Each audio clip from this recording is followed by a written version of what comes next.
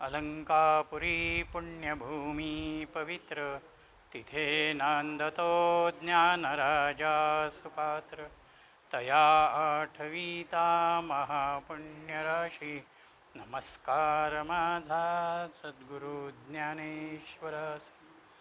मुखे बोलवी सद्गुरु बुद्धिदाता, अहंभार हा वागवी कोण माथा. जडो भावना रामदासी सदाती, नमस्कार त्या ब्रह्मचैतन्यमूर्ती. सद्गुरुनाथ महाराज की. श्रीराम समर्थ. 3, 4 आणि 5 हे अभंग मागच्या वेळेला आपण बघितलेले आहेत. निर्गुणाच्याही अंगाने भगवंत आपलासा होऊ शकतो आणि सगुणाच्याही आधाराने तो होतो. त्या सगुण आणि निर्गुणाची असलेली भूमिका तिसऱ्या अभंगामध्ये ज्ञानदेवांनी व्यक्त केली. आणि असा हा सगुण साकार असलेला, निर्गुण निराकार असलेला भगवंत हाच खऱ्या अर्थानं आपल्या ध्यानामध्ये, आपल्या मनामध्ये असावा, ही भूमिका ज्ञानदेवांनी मांडली. पण हे येण्यासाठी आपलं पुण्य असणं फार महत्त्वाचं आहे. आध्यात्मिक वातावरणामध्ये सात्विकता असल्याशिवाय, सत्वगुण प्रधानता असल्याशिवाय आपण अधिक वेळ त्यामध्ये देऊ शकत नाही. आणि म्हणून अनंत जन्माने पुण्य होय ही भूमिका ज्ञानदेवांनी दिली. आणि अशा या पुण्यासाठी आपल्यामध्ये भावयुक्त भक्ती असायला हवी आहे. जर भावयुक्त भक्ती नसेल तर 4 ग्रंथ वाचूनसुद्धा माणसं बोलू शकतात किंवा काही एखाद्या विषयाचं प्रतिपादन करू शकतात. जसा शिक्षक असेल, प्राध्यापक असेल, त्याला जो टॉपिक शिकवायचा आहे तेवढ्यापुरतं तो वाचन करतो, त्याचे रेफरन्सेस तो घेतो आणि तो विद्यार्थ्यांना शिकवतो. पण ज्याला खऱ्या अर्थानं हा प्रपंच सहजपणानं करायचा आहे आणि तो करत असताना भगवंताच्या स्मरणाशी राहायचं आहे, त्याच्यासाठी मात्र हरिजप हाच त्याच्यासाठी महत्त्वाचा आहे. तेव्हाच प्रपंचामधलं असलेलं सुखदुःखात्मक भूमिका ही त्याची त्या ठिकाणी बदलू शकते.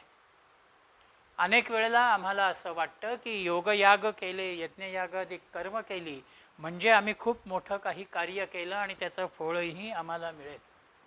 पण अशा रीतीच्या योगाच्या मार्गानं जाणारे, यागाच्या अनुषंगानं जाणारे हे शेवटी एक प्रकारचा दंभ निर्माण करतात.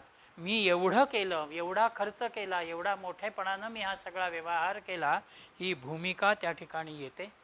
म्हणून भाव महत्त्वाचा आहे आणि त्या भावासाठी गुरूंची आवश्यकता आहे.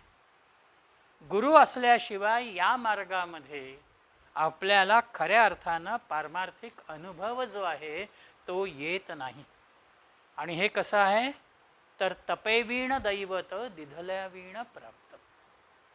आम्ही तप केल्यानंतर त्या तपाचं सामर्थ्य जसं आपल्याला येतं तसंच या ठिकाणी आमचा भाव असेल, साधनेमधलं आमचं निरंतरत्व असेल, तेव्हाच सद्गुरु कृपेनं आम्ही पुढे जातो. आणि याच अनुषंगानं साधूंच्या संगतीचा विचार ज्ञानदेवांनी मांडला आणि त्याला अनुलक्षून 6वा अभंग हा साधुबोधाशी येतो.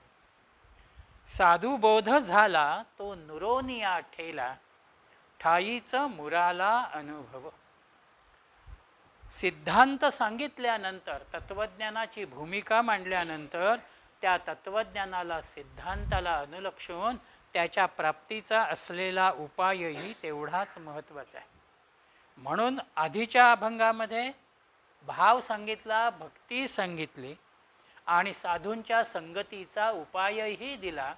त्यालाच अनुलक्षून 6व्या अभंगामध्ये माऊली म्हणते आहे की साधुबोध झाला.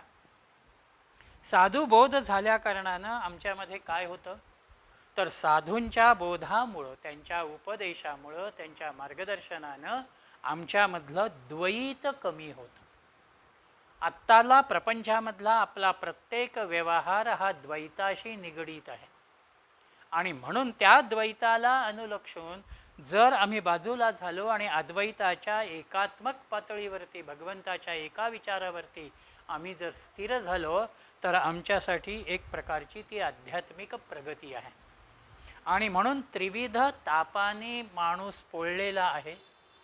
अशा त्या त्रिविध तापाने पोळलेल्या माणसाला त्याच्या साधनामध्ये मार्गदर्शन करणारा आणि त्याला शीतलता देणारा जर कोणी असेल तर तो साधू, संत, सद्गुरू आहेत. एक प्रकारानं साधूंची संगत, सज्जनांची संगत ही आपल्या बोधाकरिता, आपल्या आत्मज्ञानाकरिता आहे. म्हणून 15व्या अध्यायातही माऊलीनं म्हटलेलं आहे, परी संतासवे वसता योगज्ञानी पैसता गुरुचरण उपासिता वैराग्येसी. वैराग्यही येतं, गुरुचरणांची उपासनाही घडते, त्यांचा सत्संग कृपादृष्टीही मिळते आणि त्यातून येण्याची सत्कर्मे अशेषही अज्ञान विरमे जयाचे अहम विश्रामे आत्मरूपी. आपल्यामधलं अज्ञान निघून जातं आणि आपल्या खऱ्या आत्मस्वरूपाशी, आनंद स्वरूपाशी आपण स्थिर होतो. म्हणून साधू जो आहे हा साधू सुपासारखा आहे. सुपामध्ये धान्य पाखडत असताना जे नको आहे ते बाहेर टाकलं जातं आहे आणि जेवढं आवश्यक आहे तेवढंच तो आपल्याजवळ ठेवतो आहे सुपाच्या आतमध्ये. त्याच पद्धतीनं आपल्या साधनेच्या दृष्टीनं, प्रगतीच्या दृष्टीनं जे अनावश्यक आहे, जे टाकाऊ आहे ते साधुबोधानं आपोआप बाजूला होतं आणि खऱ्या आत्मज्ञानाचा भाव हा त्या ठिकाणी येतो. म्हणून हा साधुबोध खऱ्या अर्थानं आपल्यामध्ये मुरण्यासाठी आम्ही कसे असायला हवे आहेत तर साधकही तेवढाच सिद्ध असणं, साधक लक्षणांनी संपन्न असणं महत्त्वाचं आहे. म्हणून साधकामध्ये ज्या वेळेला नित्यानित्य विवेकाची भूमिका येते, त्याच्यामध्ये मुमुक्षुत्व येतं, वैराग्याचाही एक भाव हळूहळू तयार व्हायला लागतो, त्यावेळेला तो स्वतःहूनच साधूंच्या संगतीमध्ये अधिक काळ राहण्याचा प्रयत्न करतो. म्हणून इथे बोध शब्द जो येतो तो बोध शब्द आत्मज्ञान म्हणा, परमात्मज्ञान म्हणा, या अनुषंगाने. साधू बोध झाला म्हणजे साधू आम्हाला जो बोध करतात तो आमच्या आत्मज्ञानाचा बोध करतात. खऱ्या अर्थानं असलेल्या या अज्ञानी जीवाला पूर्ण रूप असलेल्या शिवापर्यंत नेणं हे साधूंचं कार्य आहे. आणि म्हणून एकदा साधूने आपल्याला स्वीकारलं, त्या बोधाच्या मार्गावरती त्यांनी आपल्याला आणलं की आपोआप आपण त्यांच्याबरोबर पुढे पुढे जात राहतो. हा बोध कधीही मलिन होत नाही, उलट तो अधिक आम्हाला सतेज बनवतो, अधिक सात्विक बनवतो. म्हणून प्रारब्ध कर्मानं देहाची कर्म येतात, देहाचे भोग येतात, देहाच्या व्याधी येतात, परंतु अंतरंगानं आपल्याच आत्मानंदामध्ये मग्न राहणारी भूमिका ही साधुबोधामधून येते. आणि म्हणून ज्ञानसंपन्न साधूच खऱ्या अर्थानं आत्मज्ञानाकडे आम्हाला नेतो. ज्या साधूच्या जवळ आत्मज्ञानाची परिपूर्णता नाही, तो साधू दिसायला कितीही उत्तम असला आणि त्याच्यासमोर गर्दी कितीही असली तरी ते सगळं स्वरूप एका मर्यादेपर्यंत निगडीत राहतं. खऱ्या आत्मज्ञानाला असा साधू उपयोगाला येत नाही. आणि म्हणून इथे साधू बोध झाला. साधू जो अनुग्रह करतात, गुरु जो आम्हाला त्यावरती अनुग्रह करतात, तो कसा आहे तर नुरोनिया ठेला. आपल्यामध्ये ब्रह्मास्मीची वृत्ती, मीच ब्रह्म आहे, मीच आनंद स्वरूप आहे, मीच आत्मानंद रूप आहे, ही धारणा निर्माण करणारा भाग हा बोधाच्या अनुषंगानं येतो. आणि असा बोध नुरोनिया ठेला म्हणजे एक प्रकारानं एकदा बोधाचा भाव आमच्यामध्ये सद्गुरूंनी, साधूंनी संक्रमित केला, मग त्याला आपण दीक्षा म्हणू, अनुग्रह म्हणू, कृपादृष्टी म्हणू, शक्तिपात म्हणू, त्या अनुषंगानं ती एक भूमिका साधूने आमच्यामध्ये संक्रमित केली की तो आमच्यामध्ये स्थिर होत जातो. म्हणून ब्रह्मास्मीच्या वृत्तीकडे साधू आम्हाला बोधाच्या अनुषंगानं नेतात. आणि हा बोध शुद्ध स्वरूपाचा बोध आहे. तिथे अन्य काहीही संमिश्रित झालेलं नाही. नितळ पाणी जसं आम्हाला स्वच्छ दिसावं तशाच स्वरूपाची बोधाची भूमिका त्या ठिकाणी आहे. म्हणून अमृतानुभवातही ज्ञानदेवांनी म्हटलेलं आहे की झोपेतून जागा झालो हे जसं आम्ही जागृतीत आल्यावर म्हणतो, तसं अज्ञानाच्या जाणीवेमधून आम्ही बाजूला होणं, जागं होणं म्हणजे खऱ्या अर्थानं आम्ही आत्मानंदाकडे, बोधाकडे वळणं आहे. आणि हा बोध अज्ञानामधून ज्ञानाकडे नेणारा आणि ज्ञानामध्ये सुद्धा पुढे स्वरूप ज्ञानाकडे नेणारा असा हा बोध आहे. केवळ ज्ञान होऊन उपयोगाचं नाही, तर त्या ज्ञानाला सुद्धा बाजूला करत खऱ्या आत्मस्वरूपाशी आपल्याला स्थिर व्हायचं आहे. अन्यथा काय होतं? अहम ब्रह्मास्मी ही भूमिका जरी चांगली असली तरी इथे पहिल्यांदा अहम हा भाव माझ्यामध्ये आला. ब्रह्मस्वरूपाला जाणल्यानंतर मी ते जाणलं हे सांगण्याची अवस्थाच आपली राहत नाही. नदी समुद्राला मिळाल्यानंतर ती पुन्हा आम्हाला सांगायला येत नाही आहे मागे की मी या समुद्राला जाऊन मिळाले. ती एकदा त्या समुद्राशी एकरूप झाली की तिचं सगळंच अस्तित्व नदी स्वरूपातलं संपलेलं आहे. तसं ब्रह्माच्या जवळ जात असताना, त्या जाणीवेच्या पातळीवरती येत असताना अहमसुद्धा आमच्यामध्ये शिल्लक राहत नाही. ती खरी आमची आनंदाची किंवा बोधाची अवस्था आहे. म्हणून ज्ञानदेवांनी सुद्धा ज्ञानेश्वरीत म्हटलेलं आहे, ज्ञान अज्ञान गिळून या. पहिल्यांदा माझं अज्ञान बाजूला होतं आणि जे ज्ञान मी प्राप्त करतो त्या ज्ञानालाही मी गिळून टाकतो, तेव्हा खऱ्या अर्थानं मी ज्ञानसंपन्न होतो. आणि ही भूमिका नुरोनिया ठेला, शब्दानं व्यक्त होणारी नाही. प्रापंचिक जीवनातही काही अनुभव आपले असे असतात की ते आपल्या स्मृतीपटलावरती असतात, पण आपल्याला ते जर शब्दांनी व्यक्त करा म्हटलं आपल्याकडून ते शब्दांनी व्यक्त होत नाहीत. तसं इथे साधूंच्या बोधानं माझ्यातलं अज्ञानही बाजूला झालं, ज्ञानाची भूमिकाही माझ्यामध्ये आली आणि त्या ब्रह्मभावाकडे नेत असताना मला तो अनुभव सांगता येत नाही, इतका मी त्या अनुभवाच्या उच्च पातळीवरती पोचलेला असतो. आणि तो कसा आहे? परत केवळ अनुभव आला, मी तो घेतला आणि मी स्वस्थ बसलो असं नाही.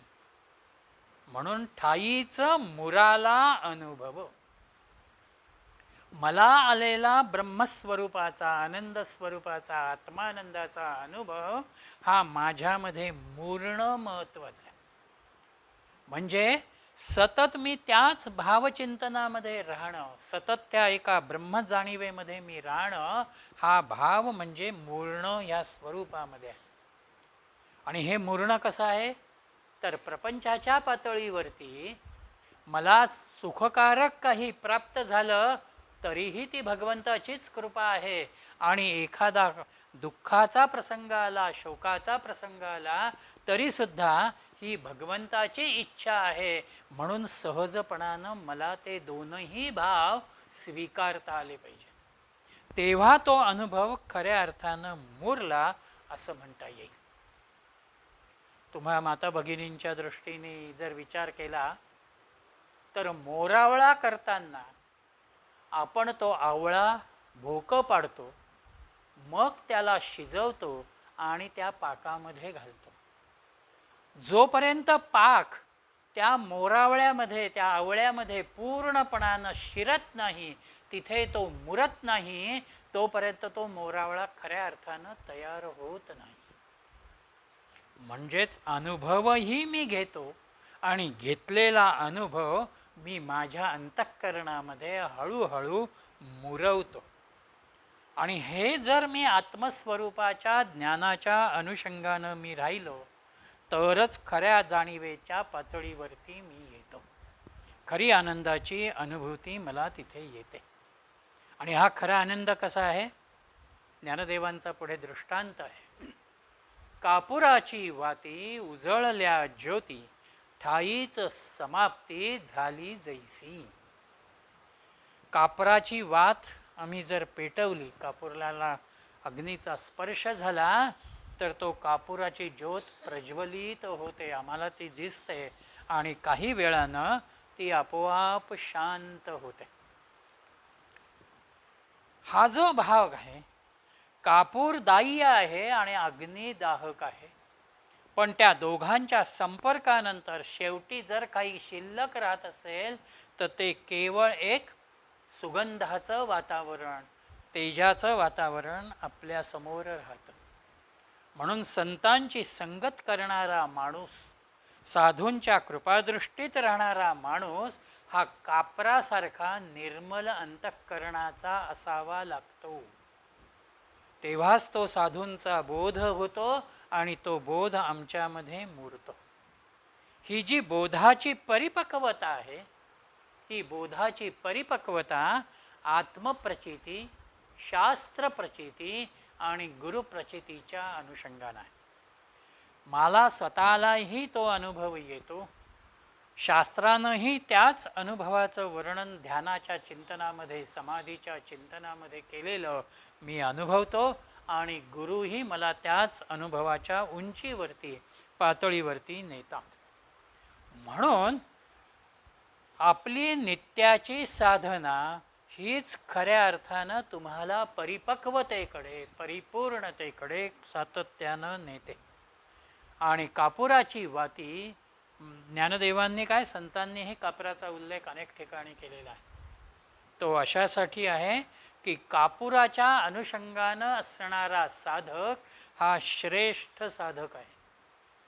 उत्तम अधिकारी ज्याला साधनेमधला म्हणावा तो कापराच्या सारखा आहे. मध्यम स्वरूपाचा अधिकारी हा गौरीसारखा आहे. काही काळ ते जळते, उष्णता निर्माण होते आणि पुन्हा खाली राख शिल्लक राहते. आणि अत्यंत सामान्य अधिकारी जर कोणी असेल तर संत म्हणतात ती अवस्था म्हणजे शेणाची अवस्था. शेण जसं जमिनीवरती पडलं की जमिनीवरची माती ते आपोआप उचलतं, तशी आमची प्रपंचामधली अवस्था आहे. आणि म्हणून कापूर हा यासाठी ज्ञानदेवांनी इथे घेतला की खरी निर्मळता ही साधकाच्या जीवनामध्ये कशा रीतीनं येते तो भाव आहे. आणि हा कापराच्या बाबतीत ते काय म्हणाले? उजळली ज्योती. ज्योत उजळली. 2 दिवे आहेत. एका दिव्यामध्ये तेल आहे, वात आहे आणि त्याला अग्नीचा स्पर्श झालेला आहे म्हणून तो पेटलेला आहे, प्रज्वलित झालेला आहे. दुसऱ्या दिव्यामध्ये तेलही आहे आणि वातही आहे पण तो प्रज्वलित नाही. या दुसऱ्या दिव्याला प्रज्वलित करताना आम्ही काय करतो आहोत? पहिल्या दिव्याचा आधार घेत दुसऱ्या दिव्याच्या ज्योतीला आम्ही स्पर्श करतो. सद्गुरू, संत, साधू आपल्या प्रत्येकाच्या जीवनामध्ये अशा रीतीनं वागतात, अशा रीतीनं आपल्या समीप येतात आणि आपल्यामधल्या आत्मज्योतीला ते प्रकाशित करतात. म्हणून त्या बोधाचा विचार आहे, त्या कृपेचा विचार आहे. प्रत्येकाच्या अंतःकरणामध्ये भगवंताचं स्वरूप आहे. प्रत्येकाच्या अंतःकरणामध्ये आत्मज्ञानाची बैठक आहे. आज मला ती जाणवत नाही कारण मी त्या दृष्टीनं, त्या भूमिकेनं, त्या भावनेनं तिकडे बघत नाही. सद्गुरू आमच्यामधली ही भावना जागी करतात आणि आम्हाला आमच्यामधल्याच आनंद स्वरूपाकडे ते हळूहळू वळवतात. आपण बघितलं असेल रोजच्या याच्यामध्ये किंवा आत्ताच्या ह्या विचारचिंतनानंतर आपण बघा, कापूर पेटवल्यानंतर पहिल्यांदा वरच्या बाजूला थोडासा काळसरपणा आम्हाला येतो. नंतर पिवळी ज्योत काहीसा तांबूस भाग आम्हाला अनुभवाला येतो. आणि जसजसा तो कापूर शांत होत जातो तसं शेवटच्या टप्प्यामध्ये मसुराच्या दाण्यासारखा थोडासा भाग प्रज्वलित स्वरूपामध्ये आणि निळी झाक असलेला, निळसर कवच असलेला असा अनुभवाला येतो. हाच भाव ज्ञानदेवांना आमच्यामधल्या साधन प्रगतीशी जोडायचा आहे. अज्ञानाची वासनेचा असलेला जो धुरकटपणा आहे तो पहिल्यांदा आमच्यातला बाजूला होतो गुरुबोधाने, साधुबोधाने. त्यानंतर यथार्थ ज्ञानाचा भाव आमच्यामध्ये कार्यरत होतो. हळूहळू आमच्यातली सात्विकता ही विकसित व्हायला लागते, म्हणून पिवळेपणाचा भाग तिथे दिसतो. आणि शेवटचा टप्पा आनंदाकडे नेणारा की तो निळ्या ज्योतीकडे नेतो आणि तिथे आम्ही शांत होतो. जिथे मला माझ्यातल्या आनंद स्वरूपाची जाणीव होते तिथे मी सर्वार्थानं शांत होतो. एक प्रकारची समाधानाची भूमिका ही माझ्यामध्ये आपोआप निर्माण होते. आणि एकदा वृत्तीचं समाधान तयार व्हायला लागलं तर प्रपंचामध्ये आहे आहे, नाही नाही, कुठलाच विचार माझ्या समोर येत नाही. हे आकाश जे आहे हे निळसर आकाश आहे, ते व्यापक आहे. आणि त्याच आकाशाला उपनिषदांनी खम ब्रह्म असं म्हटलेलं आहे. म्हणून तो माझ्यामधलं ज्ञान चैतन्य स्वरूपाचं शेवटच्या एका टप्प्यामध्ये ज्या निळसर स्वरूपापर्यंत येतं कापराच्या शेवटच्या अवस्थेत, तो निळसरपणा म्हणजे त्या व्यापक आकाशाशी मी स्वतःला कुठेतरी जोडतो आहे. माझा आणि त्याचा एक भाव तिथे तयार होतो आहे. आणि त्यातूनच कबीरानं एका दोह्यामध्ये असं म्हटलेलं आहे, आत्म अनुभव ज्ञान की जो कोई पूछे बात, सो गुंगा गुड़ खाई के कौन मुख कहे स्वाद.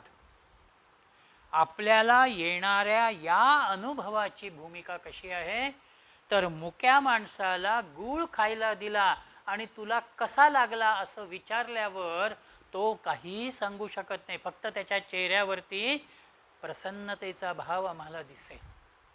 तसं आमच्यामध्ये जर ज्ञानाच्या अंगानं त्या एका भूमिकेपर्यंत आम्ही आलो, आत्मानंदाची अनुभूती आम्हाला आली, तर आमच्या प्रकृतीवरती, आमच्या देहावरती एक प्रकारचा प्रसन्नतेचा भाव येईल. आणि समयीची वाद बघा, शेवटी थोडीशी शिल्लक राहते. निरांजनातली वाद बघा, खालचा गोल भाग शेवटी शिल्लक राहतो. पण कापूर जो आहे तो कापूर अजिबात शिल्लक राहत नाही. तशी आम्हाला आमची भूमिका आनंदाच्या भूमिकेमध्ये निर्माण करायची आहे. मला सगळा प्रपंच बाजूला होतो, अद्वैत ज्याला म्हणतात ते द्वैतही बाजूला होतं आणि एका आनंदाच्या निखळ अनुभूतीमध्ये मी येतो. आणि ही अवस्था कशी आहे? पुढचा चरण, मोक्ष रेखे आला भाग्ये विनटला, साधूचा अंकिला हरिभक्त. मी ज्या वेळेला स्वतःच्या आनंदाच्या अनुभूतीवरती येतो, ती जाणीव मला होते, काही काळासाठी, क्षणभरासाठी का होईना मी ते अनुभवतो, तेव्हा एक प्रकारानं मी मोक्षाच्या पातळीवरती येतो, मोक्षाच्या रेषेवरती येतो. आणि एकदा मोक्षाच्या रेखेवरती मी येणं म्हणजेच खऱ्या अर्थानं या मनुष्य जन्माच्या दृष्टीनं कृतार्थतेचं भाग्य ज्याला म्हणतात तो भाग्याचा भाग आहे. प्रपंचामध्ये भाग्य अनेक प्रकारानं येईल. माझ्या ज्ञानाच्या अनुषंगानं मी काहीतरी मोठं कार्य करीन, धनाच्या अनुषंगानं मोठं कार्य काहीतरी मी करीन, सत्तेच्या अनुषंगानं मी काहीतरी कार्य करेन. पण ते जे भाग्य आहे ते भाग्य एका मर्यादेशी निगडित आहे. काळाच्या अनुषंगानं काही काळापुरताच तो विचार आहे. पण आत्मज्ञानाच्या आनंदाच्या अनुषंगानं मोक्षाकडे येणारा जो आहे तो भाग्य, ज्ञानदेव असं म्हणतात, की ज्ञानाचा डोळा डोळसा, माझी डोळस तो विरेशा, हे स्तुती नो हे बहुवसा, भाग्याचा तो. 13व्या अध्यायामध्ये भाग्याची व्याख्या करताना ज्ञानदेवांनी असं म्हटलेलं आहे की तुमचा जीवधर्म निघून जातो आणि केवळ आत्मधर्म, आनंद धर्मच तुमच्यामध्ये शिल्लक राहतो. याच्यासाठी साधूचा अंकिला हरिभक्त. आम्हाला साधूंचं अंकित होणं, त्यांच्या जवळ जाणं, त्यांच्या सेवेमध्ये राहणं, ही अवस्था आमच्यासाठी महत्त्वाची आहे. म्हणून जो हरिभक्त आहे, भगवंताचंच चिंतन ज्याच्या जीवनामध्ये सातत्यानं आहे, तोच साधूंचा अंकित होतो, तोच साधूंच्या जवळ जातो. आणि तो साधूंच्या जवळ गेल्यामुळे त्याला साधनेचं फळ अनुभवाला येतं की जे मोक्षरेखेवरती तो येतो. आणि त्याच्यातूनच सद्गुरूंचं आज्ञापालन होतं, सद्गुरूंनी दिलेल्या साधनेचं सातत्य अनुभवाला येतं. सद्गुरू वेळोवेळी जे मार्गदर्शन करतात त्याच्यातून काहीतरी बोध आपल्याला होत जातो. आणि म्हणून आपलं साधन जे आहे, हे साधन शेवटी हरिभक्ताच्या दृष्टीनं भगवंत नामाशी निगडीत होतं.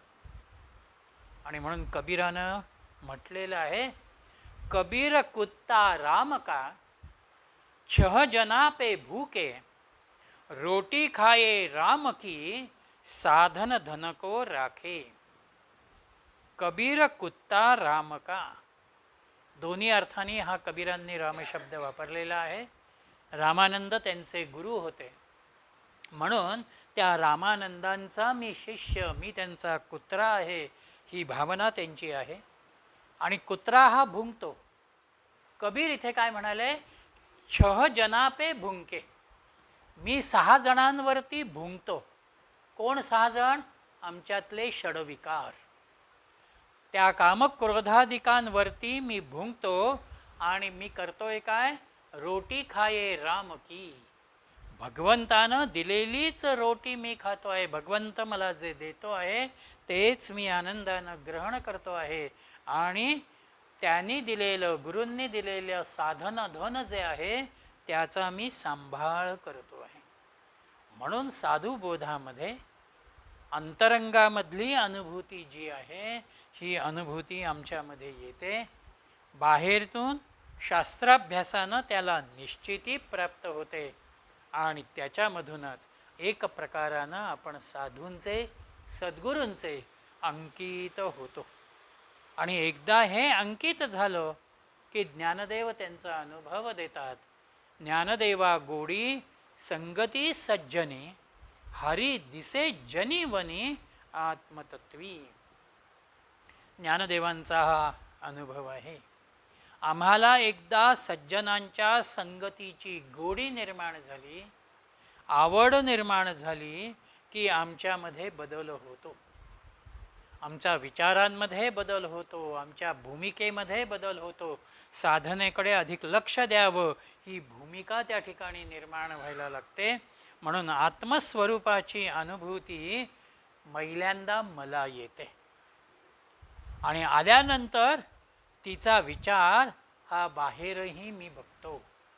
म्हणून हरी दिसे जनी वनी आणि आत्मतत्वी, तीनही ठिकाणी आम्हाला भगवंताची अनुभूती येते.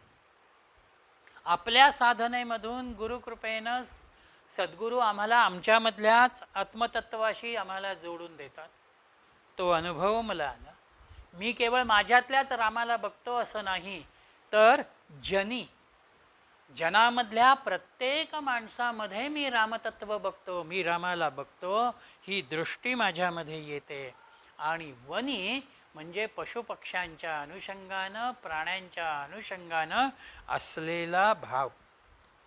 त्याचाच दुसरा एक विचार असा आहे की वनामध्ये म्हणजेच एकांतामध्ये मी माझ्यातही अनुभवलं, जनामध्येही अनुभवलं आणि एकांतात बसल्यानंतरही माझं मन सर्वार्थानं त्या भूमिकेमध्ये झालं.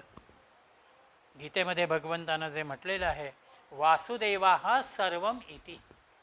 आपली दृष्टी वासुदेवमय होणं ही अत्यंत दुर्लभ अवस्था आहे आणि ती हरिभक्ताला त्या ठिकाणी प्राप्त होते. सूर्याचा अनुभव सगळ्यांनाच आहे. सूर्य काही असा विचार करत नाही गरिबाला वेगळा आणि श्रीमंताला वेगळा.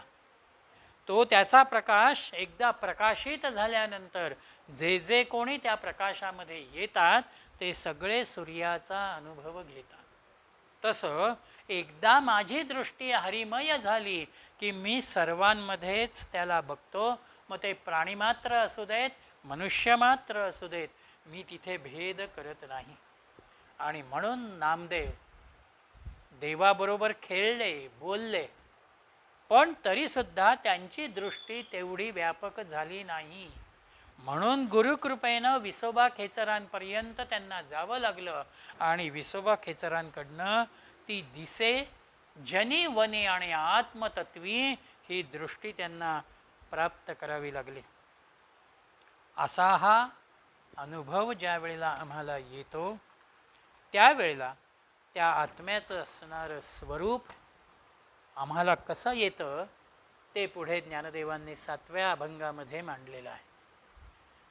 पर्वताप्रमाणे पातक करणे, वज्रलेप होणे अभक्तांसी.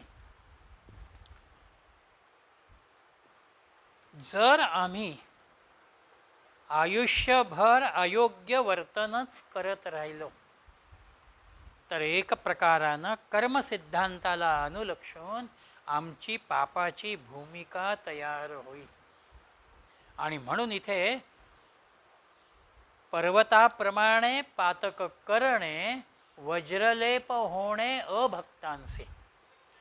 मागच्या 4 अभंगामध्ये हरिभक्त म्हटलं आणि इथे अभक्त म्हटलं. जो पापकर्माकडे वळतो आहे तो नेहमीच अभक्त आहे.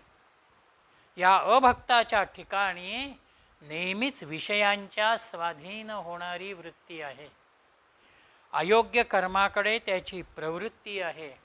भक्ती हा विचारच त्याच्यामध्ये नाही. भगवंताच्या अनुषंगानं असलेलं प्रेम, श्रद्धा हीही त्याच्यामध्ये नाही. आणि म्हणून असा हा अभक्त तो अनेक प्रकारानं निषिद्ध कर्मांचा स्वीकार करत जातो. आणि ती निषिद्ध कर्म जीवनामध्ये अशा रीतीनं पुढे वाढत जातात पर्वताप्रमाणे. पर्वत जेवढा उंच होत जातो, विस्तार पावत जातो, तसं पापाच्या अनुषंगानं आमचा अनंत विस्तार होतो. आणि मग जन्मोजन्मी त्याच पापांना अनुलक्षून आमची पुढली योनी येत राहते आणि त्या पापांचा भाग तयार होत जातो. अशा या पातकांच्या बाबतीमध्ये, पापाचरणामध्ये आम्ही जर अंतर्मुख झालो नाही, आम्ही जर पश्चात्तापाची वृत्ती घेतली नाही तर ही पाप कशी होतात? वज्रलेप होणे. वज्रलेपाच्या अनुषंगानं आमची पापं अत्यंत घट्ट होत जातात. म्हणून आपल्याकडे आयुर्वेदानं लेपांचे 3 प्रकार घेतलेले आहेत. काही लेप असे आहेत जे उन्हाने पाघळतात, काही लेप असे आहेत की जे पाण्यानं धुतले जातात, आणि काही लेप असे आहेत की त्यांचा कशानेही परिणाम होत नाही, ते अत्यंत घट्ट स्वरूपामध्ये त्या ठिकाणी राहतात. म्हणून पापकर्मसुद्धा आमची अशा रीतीनं वज्र जसं बाजूला होऊ शकत नाही तशा रीतीनं ती पापकर्म आम्हाला चिकटतात. आणि ती पाप चिकटल्या कारणानं नाही ज्यासी भक्ती तो पतित अभक्त, हरिसी न भजत दैवत. पापांचा भाग निषिद्ध कर्माच्या अनुषंगानं जसा आहे तसाच ज्याच्या अंतःकरणामध्ये, मनामध्ये भक्तीचा विचार नाही, भगवंताचा विचार नाही, भगवंताच्या अनुषंगानं असलेली सात्विकता ज्याच्यामध्ये नाही, तो एक प्रकारानं अभक्त या भूमिकेमध्ये येतो. आणि मग जीवनामध्ये त्याला पतितपणाचाच अनुभव येतो. तो कुठेच यशस्वी होऊ शकत नाही. पापाच्या अनुषंगानं येणारा जो कर्मफळाचा विचार आहे तो कर्मफळ त्याला वारंवार त्या ठिकाणी भोगावं लागतं. म्हणून नामाचा पुण्यसंचय जेवढा आमचा होईल तेवढं आमचं पाप कमी होत जातं. अयोग्य कर्माचे दोष जे आहेत ते अयोग्य कर्माचे दोष कमी होत जातात. आणि म्हणून हरिसी न भजत दैवहत. हरीला जो भजत नाही, हरीचं स्मरण करत नाही, तो अत्यंत कमनशिबी आहे, तो दैवहीन पुरुष आहे, अशी भूमिका ज्ञानदेवांची आहे. आणि मग ही अशी पापच करणारी माणसं किंवा दैवहीन असलेली माणसं ही कशी आहेत? अनंत वाचाळ बरळती बरळ, त्या कैसा गोपाळ पावे हरी.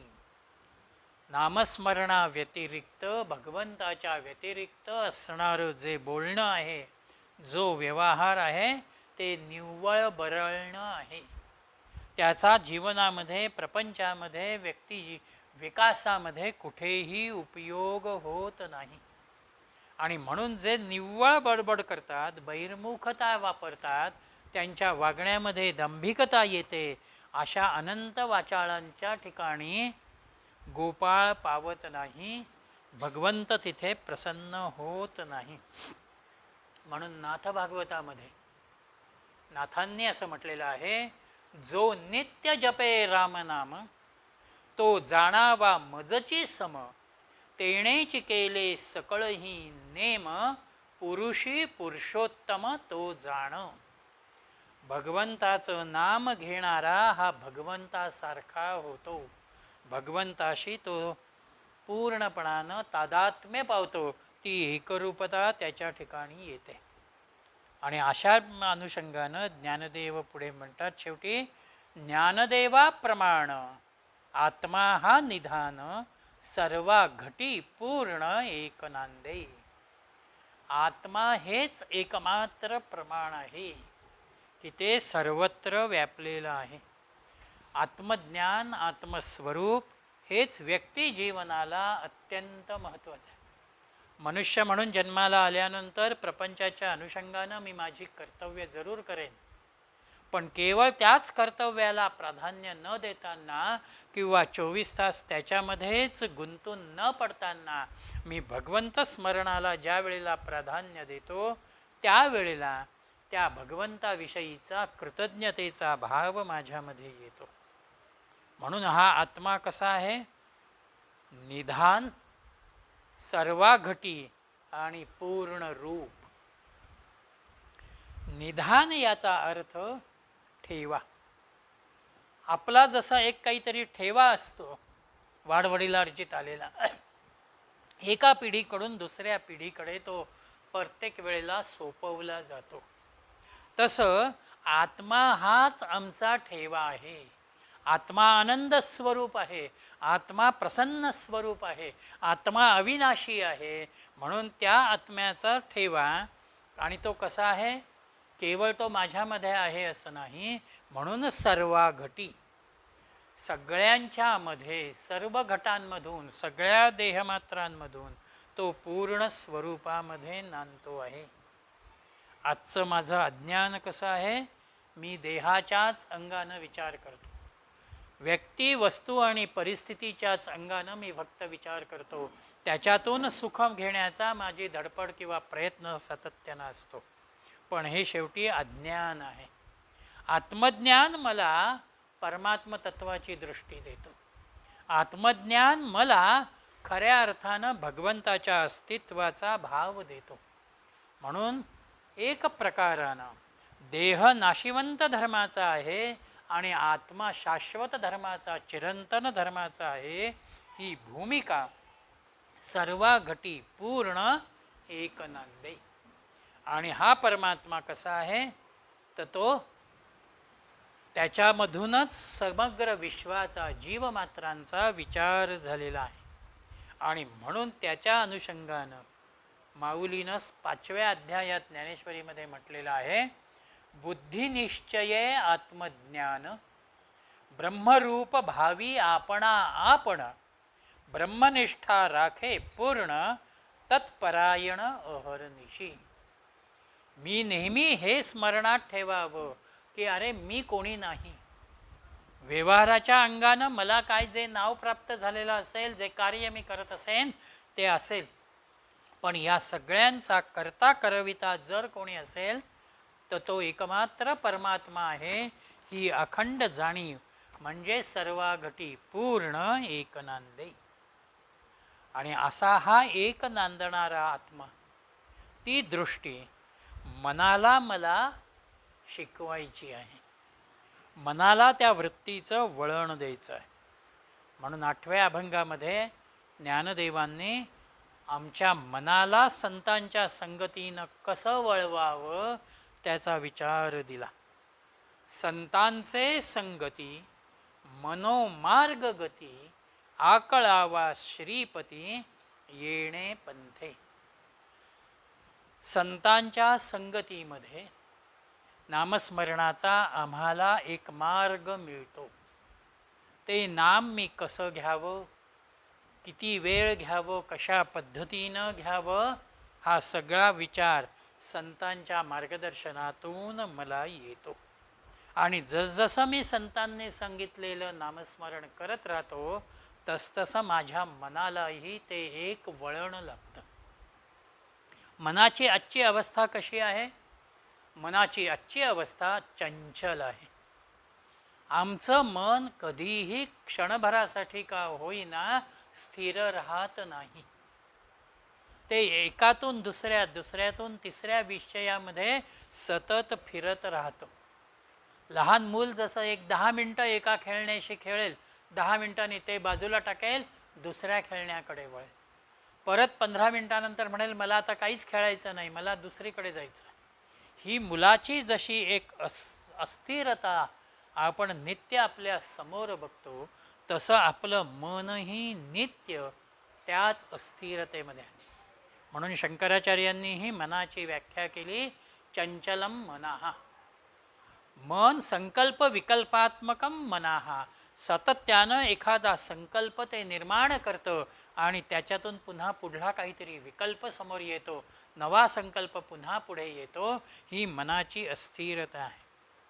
म्हणून साधनेमध्ये पारमार्थिक वाटचाल असू दे नाही तर प्रापंचिक वाटचाल असू दे, मनाला मला कुठेतरी एक वळण द्यावं लागतं, एक स्थिरता द्यावी लागते. ज्या अध्यात्म मार्गावरती भगवंत दर्शनाला अनुलक्षून मी जातो आहे, त्या माझ्या मार्गावरती मनाची गती जी आहे ती संतांच्या संगतीच्या अनुषंगानं आहे. आणि म्हणून अंतरीचे धावे स्वभावे बाहेरी धरिताही परी आवरेना, असं असणारं आमचं मन, त्याला त्याच्या अधीन आमचा जीव झालेला आहे. म्हणून मनाला जे जे वाटतं योग्य ते त्याकडे मन प्रवृत्त होत जातं. पंचविषयांच्या मध्ये ते गुंतं. पंचविषयांच्या अनुषंगानं ज्ञानेंद्रियांना कर्मेंद्रियांना ते प्रवृत्त करतं आणि आम्हाला असं वाटतं की आम्ही सुख अनुभवतो आहोत. पण हे पंचविषय काय किंवा आमचे हे सगळी ज्ञानेंद्रिय आणि कर्मेंद्रिय काय, ही केवळ बाह्य सुखाशी निगडीत आहे. म्हणून तुकारामांचे शब्द आहेत, सुखरूप ऐसा दुजा कोणी नाही, माझ्या पांडुरंगा सारिखा. एकमात्र पांडुरंग हाच खऱ्या अर्थानं सुखरूप आहे, बाकी कोणीही सुखरूप नाही. म्हणून ज्ञानदेवांनी इथे म्हटलं, आकळावा श्रीपती येणे पंथे. श्रीपतीला आम्ही आकळावं, श्रीपतीला आम्ही प्राप्त करावं, तेव्हाच या मार्गावरती या पंथावरती आम्हाला पुढे जाता येतं आणि मनालाही एक प्रकारची गती येते. पण आमचा प्रपंचाचा धर्म कसा आहे? प्रपंचाच्या धर्मामध्ये आम्हाला श्रीपती नको आहे, फक्त श्री हवी आहे. आम्ही केवळ लक्ष्मीचा विचार करतो, आम्ही नारायणाचा विचार करत नाही. पण त्या नारायणाकडे जर आपण बघितलं तर सगळ्याच संतांनी आम्हाला हे सांगितलेलं आहे. आणि तो प्रसंग जरी आपण समुद्रमंथनाचा नीट बघितला तर लक्षात येईल. लक्ष्मी प्रगट झाल्यानंतर ऋषीमुनींनाही वाटलं की हिनं आपल्याला वरमाला घालावी. भोगाच्या अपेक्षेनं दैत्यही त्या ठिकाणी धावलेले आहेत तिच्या समोर. देवांनाही लोभ निर्माण झालेला आहे की ही लक्ष्मी आपल्या जवळ असावी. पण नारायण मात्र बाजूला शांत चित्तानं उभे होते. त्यांनी त्या लक्ष्मीकडे अजिबात ढुंकूनही बघितलं नाही. तेव्हा तिच्या मनामध्ये विचार आला की हे सगळे मला तू आमच्याकडे ये, तू आमच्याकडे ये म्हणतायत, पण हा मात्र माणूस आपल्याला बघत पण नाहीये. म्हणून ती वरमाला घेऊन त्याच्याकडे गेलेली. म्हणून आम्हाला प्रपंचामध्ये श्रीचं अस्तित्व जरी असलं तरी जर श्रीपतीला आम्ही प्राप्त केलं तर ती लक्ष्मी आपोआप त्याच्या मागोमाग येते. पण केवळ श्रीच्या स्वाधीन आम्ही राहिलो तर नारायण येईलच याची गॅरंटी नाही. म्हणून आकळावा श्रीपती येणे पंथे. आणि म्हणून एक प्रकारानं या मनाला मला शुचिरभूत करायचं आहे. मनाचा हा मार्ग मला अधिक सुलभ करायचा आहे. तुकारामांचे ही शब्द आपल्या परिचयाचे आहेत. मन करारे प्रसन्न सर्व सिद्धींचे कारण. मन जेवढं माझं प्रसन्न राहील तेवढं मी अधिक चांगल्या रीतीनं ते प्राप्त करतो. अशा या मनाला संगती कोणाची आहे? संतांची. ज्या संतांच्या ठिकाणी शांती कायमची विराजमान झालेली आहे ते संत खऱ्या अर्थानं तुमच्या मनाला चांगल्या मार्गावरती नेतात. अन्यथा बाह्यांगानं संतत्व स्वीकारलेले अनेक जण असू शकतात. कुठेतरी आपणही फसतो आणि ते आपल्याला फसवतात. पण संत कोण आहेत? नाथांनी भागवतामध्ये संतांची 5 लक्षणं मांडलेली आहेत. निरपेक्षम मुनिम शांतम निर्वैरम समदर्शनम. संत कोणाला म्हणावं? तो निरपेक्ष आहे, ज्याची आपल्याकडून कोणतीही अपेक्षा नाही आहे, पण आपला उद्धार व्हावा, आपण चांगल्या मार्गावरती राहावं ही भावना ज्याच्यामध्ये आहे ती निरपेक्षता आहे. मुनी म्हणजे मनन करणारा, चिंतन करणारा. सतत परमात्म चिंतनामध्ये जो व्यग्र आहे तो त्या ठिकाणी आहे. शांत, ज्यानं सगळे विकार पूर्णपणानं अस्तंगत केलेले आहेत, क्रोधाचा भाव ज्याच्यामध्ये नाही, खऱ्या अर्थानं शांत म्हणता येईल अशी भूमिका त्याच्यामध्ये आहे. आणि ज्याच्या मनामध्ये कुणाही विषयी वैर नाही. म्हणून भूता परस्परे जडो मैत्र जीवांचे ही धारणा ज्या वेळेला येते तेव्हाच 5वं लक्षण संतांचं येतं, समदर्शन. सगळ्यांकडे समत्वानं बघणं, सगळ्यांकडे ईश्वर स्वरूपाच्या भावानं बघणं, हा भाव या ठिकाणी आहे. म्हणून संतांची संगत आम्ही करावी की त्या अशा पंचलक्षणांनी युक्त असलेल्या संतांच्या सहवासानं आपली वृत्ती बदलते, आपला विचार बदलतो, आपलं मन बदलतं आणि पुढे आचार आणि उच्चारही बदलतो. आणि नारद भक्तिसूत्रातही नारदांनी सुरुवातीलाच स्पष्ट केलं, दुःसंगः सर्वथैव त्याज्यम. दुःसंग हा नेहमीच साधकानं भक्तानं त्याज्य करावा. कारण दुःसंगामध्ये आम्ही नेहमीच विषयांच्या अधीन होतो, विषयांच्या अनुषंगानं आम्ही राहतो. म्हणून आमच्यामधली भक्ती असेल, आमच्यामधलं ज्ञान असेल, आमच्यामधला योग असेल, हा गुरु उपदेशानं, संतांच्या सहवासानं आम्हाला त्या ठिकाणी प्राप्त होतो. म्हणून नाथांचे शब्द आहेत, स्वहिता कारणे संतांची संगती, भावे भक्ती हरीची भेटी तेणे. तुम्हाला भगवंताची भेट साधूंच्या संतांच्या संगतीनंच येईल. या संतांच्या संगतीमध्येच भगवंत दर्शनाची आपोआप आपल्याला एक जडणघडण ज्याला म्हणतात ती त्या ठिकाणी येते. पहिल्यांदा हे मन तयार करणं, मनाची गती सुरळीत करणं म्हणजे काय आहे, तर मनाला पहिला संस्कार हा येतो की आपली देहबुद्धी क्षीण करणं. देहाच्या अंगानं आत्ताला मी जो प्रपंचामध्ये वावरतो आहे त्या माझ्या देहबुद्धीला, माझ्या मीपणाला मी कमी करतो आणि आत्मबुद्धीकडे, आनंदकडे मी स्वतःला वळवतो. माझ्यातला अहंकार जो आहे तो मी क्षीण करतो आणि माझी दृष्टी मी व्यापक करतो. ज्या वेळेला अहंकार क्षीण होतो आणि देहबुद्धीही क्षीण होते, आमच्यातल्या वासना, आमच्यातले संकल्पही कमी व्हायला लागतात. दृश्याचं आकर्षण जे आहे ते दृश्याचं आकर्षण कमी होतं आणि मग आमचं मन व्यापक होतं. असं दृश्यामधून बाहेर पडलेलं अंतर्मुख होणारं मन हे आपोआप भगवंत चिंतनामध्ये राहतं. आणि एकदा ते भगवंत चिंतनाची सवय त्याला लागली की आपोआप त्याचा असलेला मनाचा भाव जो आहे हा मनोरूप पट ज्याला म्हणतात, पडदा म्हणतात, तो मनाचा पडदा फाटतो, तुटतो आणि निर्मन अवस्था ज्याला म्हणतात ती अवस्था आम्हाला त्या ठिकाणी येते. आणि वाणीमधनं सुरू झालेलं नाम या साधन अभ्यासामध्ये हळूहळू परावाणीपर्यंत जाऊन पोचतं.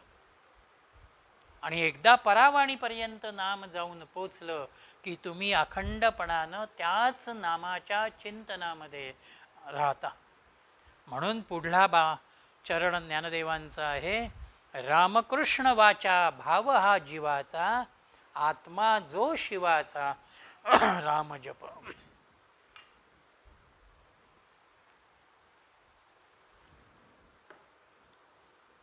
रामकृष्ण वाचा.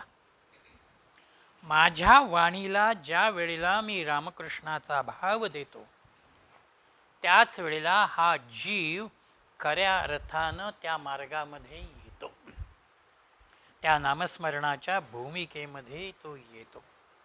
म्हणून सत्संगानं मन मी वळवतो, श्रीपतीचा विचार मी करतो आणि मग रामकृष्ण माझ्या वाणीमध्ये नित्यत्वानं येतात. म्हणून ज्या वाणीला भगवंत नामाचा स्पर्श नाही, सवय नाही, ती वाणी मृत आहे असं आपल्याकडे शास्त्रानं म्हटलेलं आहे. त्या वाणीला, त्या जिभेला खरोखर काहीही भाग नाही. म्हणून खरं प्रियत्व जर कुठे असेल तर ते आपल्या आत्म्याशी, परमानंदाशी आम्हाला निर्माण करता आलं पाहिजे. आणि म्हणून नामस्मरणानं मी हळूहळू जीवाचा, जीवपणाचा भाव कमी करतो आणि त्यातून तो आत्मा जो शिवाचा रामजप. आत्म्याच्या ठिकाणी जे स्मरण आहे शिवस्वरूपाचं, शिवरूप होणारं, ती भूमिका मी तिथे घेतो. या चरणामध्ये दोन भाव येतील.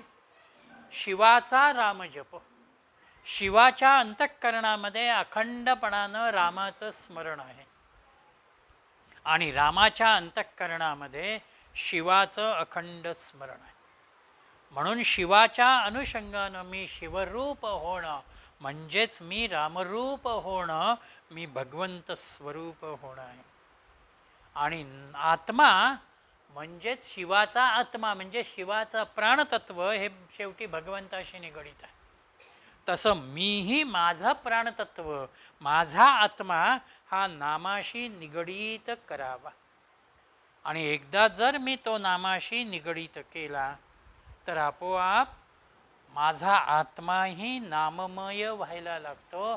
त्या आत्म्याची ओळखही त्या नामाशी कुठेतरी तयार होते. आणि त्यासाठी मला काय करायला हवं आहे, अजून एकतत्व नाम साधिती साधन, द्वैताचे बंधन न बाधिजे. एकतत्व नाम.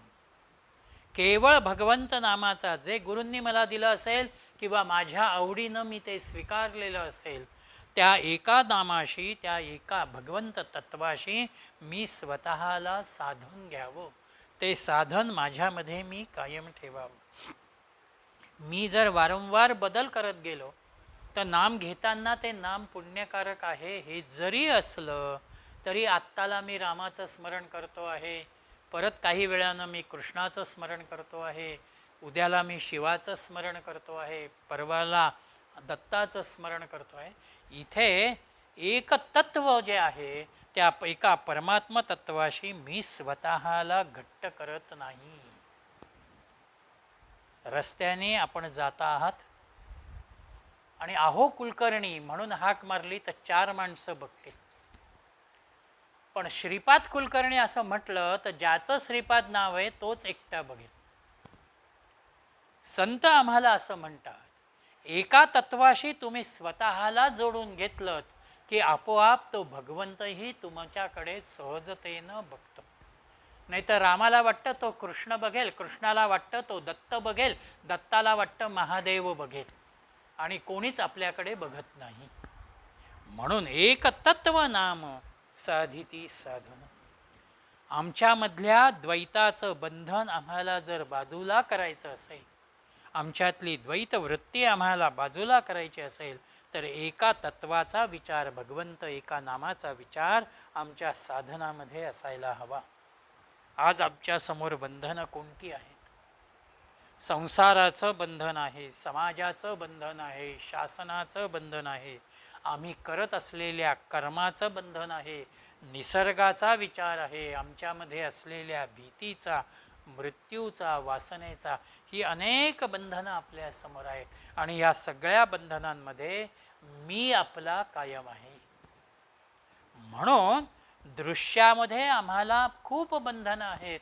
त्या दृश्याला जर मी बाजूला केलं, त्या द्वैताला जर मी बाजूला केलं तर त्या अद्वैताच्या पातळीवरती एकतत्व नाम हे मला पुढे नेतो. आणि त्या एकतत्व नामाच्या साधनातून, सातत्यामधून 4था चरण येतो.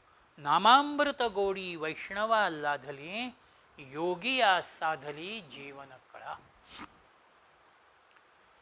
नामामृत, नामाचं अमृत ज्या वेळेला आम्हाला हवंसं वाटायला लागतं, ती गोडी ज्या वेळेला येते त्यावेळेला खऱ्या अर्थानं आम्ही वैष्णव होतो.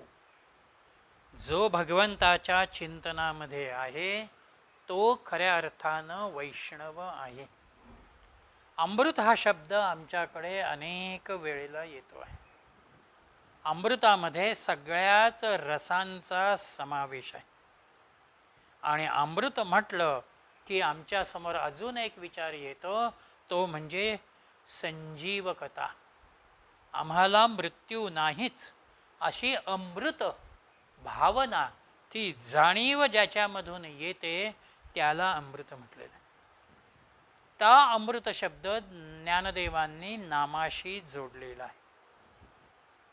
नामामृत. नाम हे संतांनी केवळ अमृत म्हटलेलं नाही तर ते परमामृत म्हटलेलं आहे.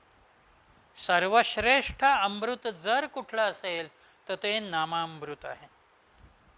अमृताचे अनेक भाग आपल्याकडे आहेत, शास्त्रानं मांडलेले, पुराणांनी मांडलेले.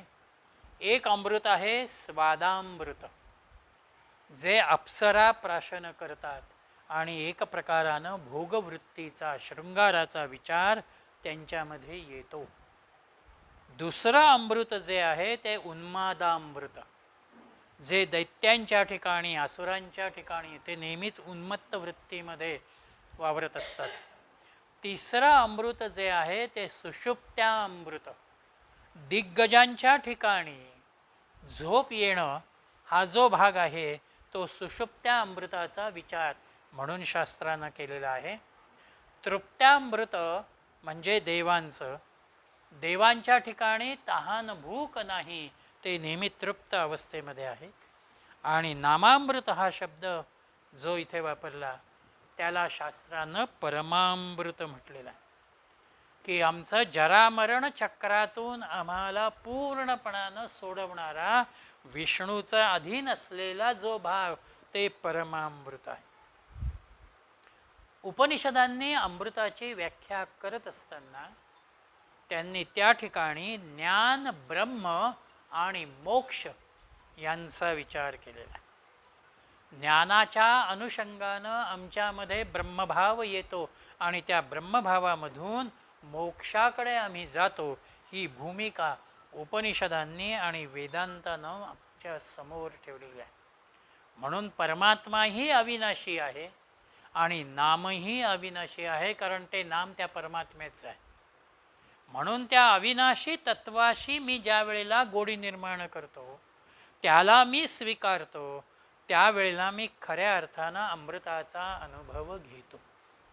आणि म्हणून नाम हेच आपलं जीवन झालं पाहिजे. नाम हीच आपली अवस्था खऱ्या अर्थानं अनुभवता आली पाहिजे. आणि म्हणून अखंड नामामध्ये रंगलेले संतांची चरित्र, भक्तांचे अनुभव या अनुषंगानं आहेत. त्या नामामृताचा योगिया साधली जीवन कळा. योगी योगमार्गानं ज्या जीवन कळेचा, ज्या जीवनाचा आनंद अनुभवतो, तोच अनुभव वैष्णवाला, भक्ताला नामाच्या आधारानं येतो. नाम इतकं प्रेममय आहे, इतकं रसमय आहे की एकदा त्याची गोडी आपल्याला लागली की आपण त्याच्यामध्येच राहतो. अतींद्रिय म्हणा, अनिर्वचनीय म्हणा, असा नामस्मरणाचा अनुभव आहे. म्हणून ज्या योगी त्या जीवनकळेचा अनुभव घेतो, तसा नामाचा अनुभव नामधारकही जीवनामध्ये घेतो. ही भूमिका ज्ञानदेवांनी या ठिकाणी मांडलेली आहे. योग्याला येणारा अनुभव हा योगियाच्या अभ्यासामध्ये डोळे बंद करून तो घेतो, पण नामस्मरण करणारा साधक हाच अनुभव डोळे उघडे ठेवून घेतो. म्हणून नामस्मरण करणारा साधक म्हणजे डोळे उघडे ठेवून समाधीचा अनुभव घेणारा, असं संतांचं सांगणं आहे. मग हा अनुभव आलेला आहे का कोणाला? आलेला आहे. ज्ञानदेवांनी 2च उदाहरणं इथे दिलेली आहेत. 5व्या चरणामध्ये सत्वर उच्चार प्रल्हादी बिंबला, उद्धवा लाधला कृष्णदाता. प्रल्हादाची योग्यता अनन्यसाधारण आहे. दैत्यकुळामध्ये जन्माला येऊनही आणि पित्याकडून अत्यंतिक त्रास वारंवार अनुभवाला येऊनही नारदांनी संस्कारामधून त्याला जे काही नारायणाचं नाम दिलं, त्या नारायण नामाला तो शेवटपर्यंत घट्ट चिकटून राहिला. म्हणून प्रल्हादानं जसं ते नाम सत्वर उच्चार प्रल्हादी बिंबला, प्रल्हादाच्या ठिकाणी जसा तो उच्चार, ते नाम बिंबलं, स्थिर झालं, उद्धवा लाधला कृष्णदाता. आणि उद्धव ज्ञानी भक्त आहे, कृष्णाचा लहानपणापासूनचा तो मित्र आहे आणि इतकी जवळीक येत आहे दोघांमध्ये की कृष्णही उद्धवाला विसरत नाही आणि उद्धवही कृष्णाला विसरत नाही. म्हणून प्रभास तीर्थावरती निर्वाणाची भूमिका ज्या वेळेला भगवंतानं उद्धवाला सांगितली, त्यावेळेला उद्धव म्हणाला की कृष्णा, तुझ्याशिवाय मी क्षणभर सुद्धा राहणार नाही, तुझ्याबरोबर तू मला पण त्या निर्वाणामध्ये घे. भगवंताने त्याला समजून सांगितलेलं आहे की माझं सगळं तत्व मी तुझ्यामध्ये देतोय, ते घेऊन तू पुढे जा आणि जगासमोर हा सगळा विचार तू ठेव. म्हणून जसा अर्जुनाला गीतेच्या माध्यमातून भगवंताने जीवन तत्वचिंतन मांडलं, तसं उद्धवालाही शेवटी निर्वाणाला जाण्यापूर्वी भगवंताने भागवताच्या 11 स्कंदामध्ये संपूर्ण चिंतन दिलेलं आहे. त्याला उद्धव गीता असं त्या ठिकाणी म्हटलं गेलेलं आहे. ही 2 उदाहरणं ज्ञानदेव अशासाठी घेतात की प्रल्हाद बालवयापासून आहे, म्हणून परमार्थ हा आत्ताला करू नका, उत्तर आयुष्यात करा असं जे आपण म्हणतो किंवा विचार करतो ते योग्य नाही, हे संतांना इथे मांडायचं आहे. जेवढा आधीपासून आम्ही परमार्थाचा विचार करू, भगवंत नामाचा संस्कार आमच्यामध्ये आम्ही करू, तेवढा तो पुढच्या आयुष्यामध्ये आम्हाला जास्त फलरूप होतो, अधिक आनंदानं अनुभवाला येतो. आणि जसा उद्धव मोठा भक्त आहे, ज्ञानी आहे, तसा तुम्ही ज्ञानी असा नाही तर अज्ञानी असा, प्रल्हादासारखे लहान असा नाही तर उद्धवासारखे मोठे असा, प्रत्येकाला त्या ठिकाणी भगवंत नामाचा अधिकार आहे. कोणीही या अधिकारापासून वंचित होऊ शकत नाही. प्रत्येकानं नामाचा भाव स्वीकारावा आणि मनुष्य जन्माचं कल्याण करून घ्यावं, ही भूमिका ज्ञानदेवांची इथे आहे. आणि म्हणून शेवटच्या चरणामध्ये ज्ञानदेवांनी म्हटलेलं आहे, ज्ञानदेव म्हणे नाम हे सुलभ, सर्वत्र दुर्लभ विरळा जाणे. नाम अजिबात कठीण नाही. भगवंताचं नाम हे अत्यंत सुलभ आहे, अत्यंत सोपं आहे. आणि भगवंताचं नाम घ्यायला आम्हाला कोणत्याही स्वरूपाची बंधनं नाहीत किंवा कोणतेही नियम नाहीत. दासबोधातला समर्थांचा जर नामस्मरण समास आपण वाचलात तर आपल्याला कळेल, 24 तासात तुम्हाला जमेल तसं तुम्ही नाम घ्या, असं समर्थांनी तिथे म्हटलेलं आहे. म्हणजे येता जाता उठत बसता तुम्ही चालतानाही नाम घेऊ शकता, बसलेल्या आहात नाम घेऊ शकता, किंबहुना प्रपंचातले उपभोग घेतानाही तुम्ही नाम घेऊ शकता. उद्देश हाच आहे की जो प्रपंच दुःखकारक आहे, जो प्रपंच नाशिवंत धर्माचा आहे, त्या प्रपंचामध्ये राहत असताना मी जर नामाची संगत केली, नामाची सोबत केली, तर तिथला जो काही भाग आहे त्याला एक प्रकारचं क्षीणत्व येईल. माझ्या दृष्टीमध्ये प्रपंचाच्या अनुषंगानं असणारा भाव हा त्या ठिकाणी बदलेल. म्हणून सर्वत्र दुर्लभ विरळा जाणे. आमच्याकडे पद्धत अशी आहे की जेवढं अवघड आहे तेवढं करायला आमची जास्त प्रवृत्ती असते, आणि जे सोपं आहे ते काय नाही केलं तरी चालेल असं म्हणणारी आमची मानसिकता आहे. म्हणून नाम हे सुलभ सांगितल्यानंतर अशा या सुलभ नामाकडे सुद्धा आमची प्रवृत्ती होत नाही, असं ज्ञानदेव आम्हाला म्हणतात. कारण अशा रीतीनं उद्धवासारखं, प्रल्हादासारखं, जनाबाईसारखं नाम घेणारा हा खरोखर विरळा होतो. म्हणून साधनाचा सोपेपणा ज्या वेळेला आमच्या समोर येतो त्यावेळेला मी जे साधन करतो ते अत्यंत सहज सोपं असावं. तिथे कुठलीच सोळ्यावळ्याची बंधनं नाहीत. मी आंघोळ केली काय आणि नाही केली काय त्याचाही विचार नाही. माझ्या अंथरुणावरती बसूनही मी नामस्मरण करू शकतो. बसण्याची माझ्यात ताकद नसेल, मी अंथरुणावरती पडल्या पडल्या नामस्मरण करू शकतो. इतकी सहजता, इतकी सोपेपणा त्या ठिकाणी आहे. हे भगवंताचं नाम कुणालाही घेता येतं, त्याला स्थलकालाचं कुठलंच बंधन नाही, परिस्थितीच्या अनुकूलतेचाही विचार नाही की अमुक एक परिस्थिती आहे म्हणून मी आता नाम घेतो, परिस्थिती प्रतिकूल आहे म्हणून मी नाम नंतर घेतो, असाही विचार नाही. अन्य साधनांमध्ये कदाचित आम्हाला कुणाची तरी मदत घ्यावी लागते, पण नामस्मरण आम्ही स्वतःहून एकदा सुरू केलं, त्याच्यामध्ये आवडीचा भाव आम्ही दिला, तर आपोआप परिस्थिती अशी येते की ते नामच आम्हाला मार्गदर्शन करायला लागतं.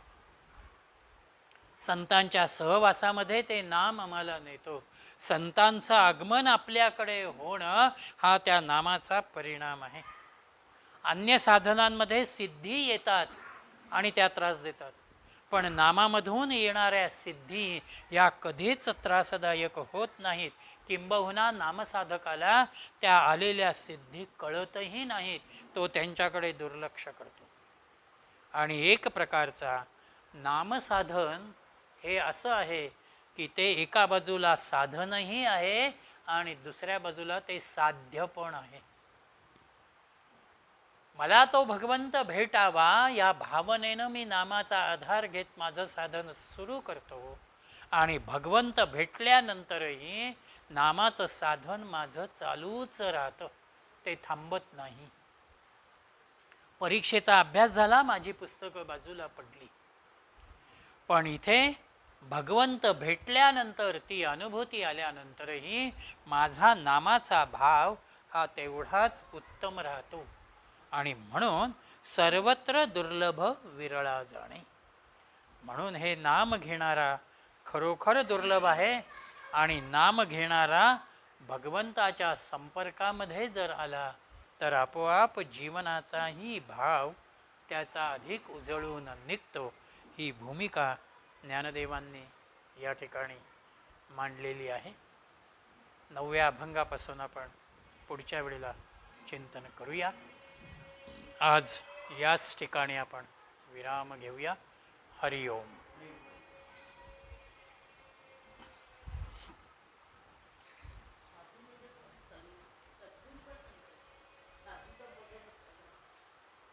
साधू हा संतांमधनंच साधू असतात किंवा संतांनाच साधूचा भाव येतो.